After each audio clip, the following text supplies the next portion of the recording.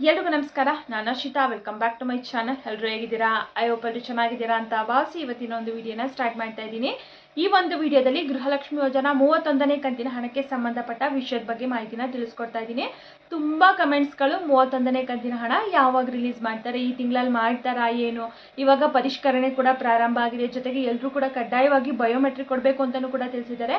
ಅದೆಲ್ಲ ಕಂಪ್ಲೀಟ್ ಆದಮೇಲೆ ಕೊಡ್ತಾರೆ. ಇವಾಗ ಹಣ ರೆಡಿ ಇದೆ ಅಂತ ಹೇಳ್ಬಿಟ್ಟು ಹಿಂದೆ ಲಕ್ಷ್ಮೀ ಹೆಬ್ಬಾಳ್ಕರ್ ಮೇಡಮ್ ತಿಳಿಸಿದ್ರಲ್ಲ, ಸೊ ಇವಾಗ ಬಿಡುಗಡೆ ಮಾಡ್ತಾರಾ ಏನು, ಯಾವಾಗ ಬಿಡುಗಡೆ ಆಗುತ್ತೆ ಅಂದ್ಬಿಟ್ಟು ತುಂಬ ಜನ ವೆಯ್ಟ್ ಮಾಡ್ತಾ ಇದ್ದಾರೆ. ಅದ್ರ ಬಗ್ಗೆ ಏನಾದರೂ ಮಾಹಿತಿ ಬಂದಿದೆ ತಿಳಿಸ್ಕೊಡಿ ಅಂತ ಹೇಳ್ಬಿಟ್ಟು ಸೊ ಈ ಒಂದು ವಿಡಿಯೋದಲ್ಲಿ ಅದ್ರ ಬಗ್ಗೆ ಮಾಹಿತಿನ ತಿಳಿಸ್ಕೊಡ್ತಾ ಇದ್ದೀನಿ. ಆ್ಯಂಡ್ ಇಷ್ಟೇ ಅಲ್ಲ, ಜೂನ್ ತಿಂಗಳ ಪಿಂಚಣಿ ಹಣ ಕೂಡ ಬಿಡುಗಡೆ ಆಗಿ ಈಗ ಆಲ್ರೆಡಿ ಸಾಕಷ್ಟು ಜನರಿಗೆ ಜಮಾ ಆಗಿದೆ. ಪೆಂಡಿಂಗ್ ಇರುವಂಥ ಏಪ್ರಿಲ್ ಮೇ ಹಣದ ಬಗ್ಗೆ, ಜೊತೆಗೆ ಜೂನ್ ತಿಂಗಳ ಪಿಂಚಣಿ ಹಣದ ಬಗ್ಗೆ, ಟೋಟಲ್ ಆಗಿ ಪಿಂಚಣಿ ಹಣದ ಬಗ್ಗೆನೂ ಕೂಡ ಈ ಒಂದು ವಿಡಿಯೋದಲ್ಲಿ ಮಾಹಿತಿನ ತಿಳಿಸ್ಕೊಡ್ತಾ ಇದ್ದೀನಿ. ಸೊ ಹಾಗಾಗಿ ಯಾರೆಲ್ಲ ವಿಡಿಯೋ ನೋಡ್ತಾ ಇದ್ದೀರಾ ಎಲ್ಲೂ ಕೂಡ ಸ್ಕಿಪ್ ಮಾಡದೆ ಕೊನೆವರೆಗೂ ನೋಡಿ. ಹಾಗೆ ನೀವೇನಾದರೂ ನನ್ನ ಚಾನಲ್ನ ಫಸ್ಟ್ ಟೈಮ್ ನೋಡ್ತಾ ಇದ್ದೀರಾ, ಹೊಸದಾಗಿ ಏನಾದರೂ ನನ್ನ ಚಾನಲ್ ನೋಡ್ತಾ ಇದ್ದೀರಾ ಅಂದರೆ ಪ್ಲೀಸ್ ಎಲ್ಲರೂ ಕೂಡ ಅರ್ಷಿತಾ ಯೂಟ್ಯೂಬ್ ಚಾನಲ್ನ ಸಬ್ಸ್ಕ್ರೈಬ್ ಮಾಡ್ಕೊಳ್ಳಿ, ಹಾಗೆ ಸಪೋರ್ಟ್ ಮಾಡಿ ಅಂತ ಹೇಳ್ಬಿಟ್ಟು ಎಲ್ಲರತ್ರನೂ ಕೂಡ ರಿಕ್ವೆಸ್ಟ್ ಮಾಡಿ ಕೇಳ್ಕೊತೀನಿ. ಯಾರ್ಯಾರೋ ಫೇಕ್ ಮಾಹಿತಿ ನೀಡೋವಂಥವ್ರಿಗೆಲ್ಲ ಕೂಡ ಸಬ್ಸ್ಕ್ರೈಬ್ ಮಾಡ್ಕೋತೀರಾ, ಹಾಗೆ ಸಪೋರ್ಟ್ ಮಾಡ್ತೀರಾ. ಸೊ ಹಾಗಾಗಿ ನಾನು ಯಾವುದೇ ರೀತಿ ಫೇಕ್ ಆಗಲಿ ಸುಳ್ಳು ಮಾಹಿತಿಗಳನ್ನ ಖಂಡಿತವಾಗ್ಲೂ ನೀಡೋದಿಲ್ಲ. ಏನು ಸರ್ಕಾರದಿಂದ ಏನು ಮಾಹಿತಿ ಬಂದಿರುತ್ತೋ ಅದನ್ನು ಮಾತ್ರ, ನಿಖರವಾದ ಮಾಹಿತಿ ಮಾತ್ರನೇ ನೀಡ್ತೀನಿ. ಸೊ ಹಾಗಾಗಿ ಎಲ್ಲರೂ ಕೂಡ ಸಬ್ಸ್ಕ್ರೈಬ್ ಮಾಡ್ಕೋತೀರಾ, ಹಾಗೆ ಸಪೋರ್ಟ್ ಮಾಡ್ತೀರಾ ಅಂತ ತಿಳ್ಕೊಂಡು ಈ ಒಂದು ವಿಡಿಯೋನ ಪ್ರಾರಂಭ ಮಾಡ್ತಾ ಇದ್ದೀನಿ.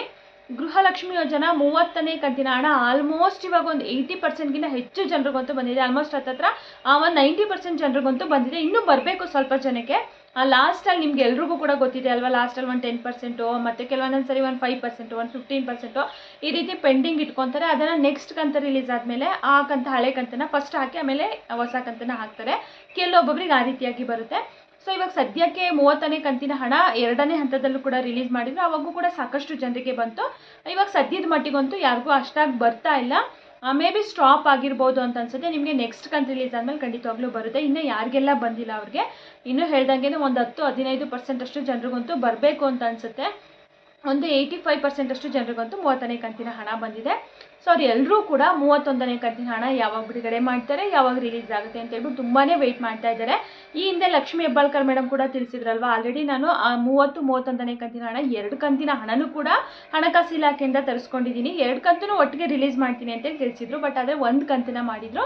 ಇನ್ನೊಂದು ಕಂತೂ ಕೂಡ ಬಿಡುಗಡೆ ಮಾಡ್ತಿದ್ರು. ಇಷ್ಟರಲ್ಲಿ ಏನಾದರೂ CM ಚೇಂಜ್ ಆಗಲಿಲ್ಲ, ಸಿದ್ದರಾಮಯ್ಯ ಸರ್ ಅವರೇ ಇದ್ರು ಅಂತಂದರೆ ಇವಾಗ ಮಹಿಳಾ ಮತ್ತು ಮಕ್ಕಳ ಕಲ್ಯಾಣ ಇಲಾಖೆನೂ ಕೂಡ ಲಕ್ಷ್ಮೀ ಹೆಬ್ಬಾಳ್ಕರ್ ಮೇಡಮ್ಗೆ ಇರ್ತಲ್ಲ. ಸೊ ಹಂಗಾಗಿ ಇಷ್ಟರಲ್ಲಿ ರಿಲೀಸ್ ಮಾಡಿಬಿಡ್ತಿದ್ರು. ಸೊ ಇವಾಗ CM ಚೇಂಜ್ ಆಗಿರೋದ್ರಿಂದ ಖಾತೆಗಳು ಕೂಡ ಎಲ್ಲ ಚೇಂಜ್ ಆಗ್ತವೆ. ಈಗ ಮಹಿಳಾ ಮತ್ತು ಮಕ್ಕಳ ಕಲ್ಯಾಣ ಇಲಾಖೆ ಲಕ್ಷ್ಮೀ ಹೆಬ್ಬಾಳ್ಕರ್ ಮೇಡಮ್ಗೆ ಕೊಡ್ತಾರಾ ಅಥವಾ ಬೇರೆ ಯಾರಿಗಾದ್ರೂ ಕೊಡ್ತಾರಾ, ವೆಯ್ಟ್ ಮಾಡಿ ನೋಡಬೇಕು. ಸೊ ನೆಕ್ಸ್ಟ್ ಯಾರಿಗೆ ಬರುತ್ತೆ ಅವರು ಗೃಹಲಕ್ಷ್ಮಿ ಯೋಜನಾ ಬಗ್ಗೆ ಸ್ಟೇಟ್ಮೆಂಟ್ ಕೊಡ್ತಾ ಹೋಗ್ತಾರೆ. ಸೊ ಇವಾಗ ಯಾರೂ ಕೊಟ್ಟಿಲ್ಲ ಯಾವಾಗ ರಿಲೀಸ್ ಮಾಡ್ತೀವಿ ಏನು ಗೃಹಲಕ್ಷ್ಮಿ ಯೋಜನಾ ಹಣನ ಅಂತ ಹೇಳ್ಬಿಟ್ಟು ಹೇಳೋಕ್ಕಾಗಲ್ಲ ಯಾವಾಗ ಆಗ್ಬೋದು ಅಂತ ಹೇಳ್ಬಿಟ್ಟು. ಇವಾಗ DK ಶಿವಕುಮಾರ್ ಸರ್ ಇವಾಗ ಸತ್ತಿರೋರ ಅಕೌಂಟಿಗೆಲ್ಲ ಹೋಗ್ತಾ ಇದೆ ಗೃಹಲಕ್ಷ್ಮಿ ಯೋಜನಾ ಹಣ, ದುರುಪಯೋಗ ಆಗ್ತಾ ಇದೆ, ಅದನ್ನೆಲ್ಲ ಪರಿಷ್ಕರಣೆ ಆಗಬೇಕು. ಜೊತೆಗೆ ಎಲ್ಲರೂ ಕೂಡ ಕಡ್ಡಾಯವಾಗಿ ಬಯೋಮೆಟ್ರಿಕ್ನ ಕೊಡಬೇಕು ಅಂತ ಹೇಳ್ಬಿಟ್ಟು ಈ ಎಲ್ಲ ಹೊಸ ರೂಲ್ಸ್ಗಳನ್ನ ತಂದಿದ್ದಾರಲ್ವ, ಮೇ ಬಿ ಅದಕ್ಕೆ ಆದಮೇಲೆ ಬಿಡುಗಡೆ ಮಾಡ್ಬೋದು ಅಂತ ಅನಿಸುತ್ತೆ. ಈಗಲೇ ರಿಲೀಸ್ ಮಾಡಿದರೆ ಏನಾಗುತ್ತೆ, ಸರ್ಕಾರಕ್ಕೆ ಸ್ವಲ್ಪ ಬರ್ಡನ್ ಆಗುತ್ತೆ. ಇವಾಗ ಸತ್ತಿರೋರ ಅಕೌಂಟಿಗೆ 83 ಕೋಟಿ ಹಣ ಹೋಗ್ತಾ ಇದೆ ಅಂತ ಹೇಳ್ಬಿಟ್ಟು ತಿಳಿಸಿದಾರಲ್ವ, ಸೊ ಅದು ಸರ್ಕಾರಕ್ಕೆ ಸ್ವಲ್ಪ ಹೊರೆ ಕಡಿಮೆ ಆಗುತ್ತೆ, ಅವ್ರಿಗೂ ಕೂಡ ಕಷ್ಟ ಅನಿಸಲ್ಲ. ಸೊ ಹಾಗಾಗಿ ಮೇ ಬಿ ಪರಿಷ್ಕರಣೆ ಆದಮೇಲೆ, ಜೊತೆಗೆ ಬಯೋಮೆಟ್ರಿಕ್ ಎಲ್ಲ ಕೊಟ್ಟಾದಮೇಲೆ ಆದರೂ 31 ರಿಲೀಸ್ ಮಾಡ್ಬೋದು. ಇವಾಗ ಆಲ್ರೆಡಿ ಪರಿಷ್ಕರಣೆ ಪ್ರಾರಂಭ ಆಗಿದೆ ಅಂತ ಹೇಳ್ಬಿಟ್ಟು ತಿಳಿಸಿದ್ದಾರೆ. ಯಾವ್ಯಾವ ಡಿಸ್ಟಿಕಲ್ಲಿ ಎಷ್ಟೆಷ್ಟು ಜನ ಸತ್ತವ್ರ ಅಕೌಂಟಿಗೆ ಹೋಗ್ತಾ ಇತ್ತು ಎಲ್ಲನೂ ಕೂಡ ವೆರಿಫಿಕೇಷನ್ ಮಾಡಿ ಇವಾಗ ಕಂಡುಹಿಡಿದಿದ್ದಾರೆ. ಟೋಟಲ್ ಆಗಿ ಇಲ್ಲಿ 4,31,000 ಅಪ್ಲಿಕೇಶನ್ಗಳು ಗೃಹಲಕ್ಷ್ಮಿ ಯೋಜನಾ ಹಣ ಪಡಿತಾ ಇರುವಂಥವ್ರದ್ದು ರಿಜೆಕ್ಟ್ ಆಗ್ತಾ ಇದೆ ಅಂತ ಹೇಳ್ಬಿಟ್ಟು ತಿಳಿಸಿದ್ದಾರೆ. ಆಲ್ರೆಡಿ ಪ್ರಾರಂಭ ಮಾಡಿದ್ದಾರೆ ಪರಿಷ್ಕರಣೆನ. ಇನ್ನು ಬಯೋಮೆಟ್ರಿಕ್ನು ಕೂಡ ಎಲ್ಲರೂ ಕೂಡ ಕಡ್ಡಾಯವಾಗಿ ಕೊಡಲೇಬೇಕು, ಇಲ್ಲಾಂದರೆ ನಿಮಗೆ ಗೃಹಲಕ್ಷ್ಮಿ ಯೋಜನಾ ಹಣ ಸಿಗೋದಿಲ್ಲ ಅಂತಲೂ ಕೂಡ ತುಂಬ ಸ್ಟ್ರಿಕ್ಟ್ ಆಗಿ ತಿಳಿಸಿದ್ದಾರೆ. ಪ್ರತಿ ಕಂತಿಗೂ ಕೂಡ ಕೊಡೋವಂಥ ಅವಶ್ಯಕತೆ ಇಲ್ಲ. ಇವಾಗ 1 ಟೈಮ್ ಅಷ್ಟೇ ಕೊಟ್ಟರೆ ಸಾಕು.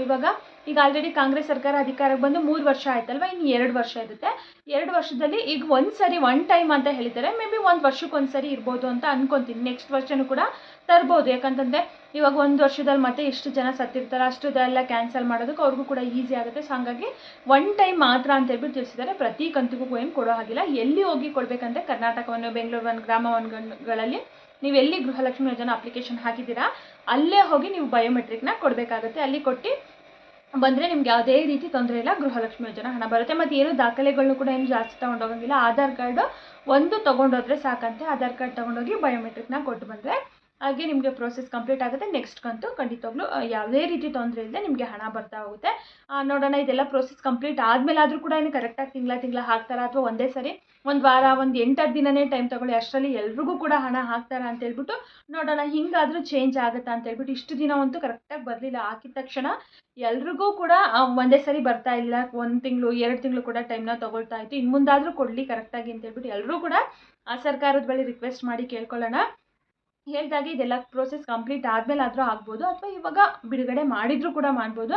ಹಣ ರೆಡಿ ಇದೆ ಅಂತ ಹೇಳ್ಬಿಟ್ಟು ತಿಳಿಸಿರಲ್ಲ. ಸೊ ಹಾಗಾಗಿ ಯಾವ ಟೈಮಲ್ಲಿ ಆದರೂ ಕೂಡ ಆಗ್ಬೋದು.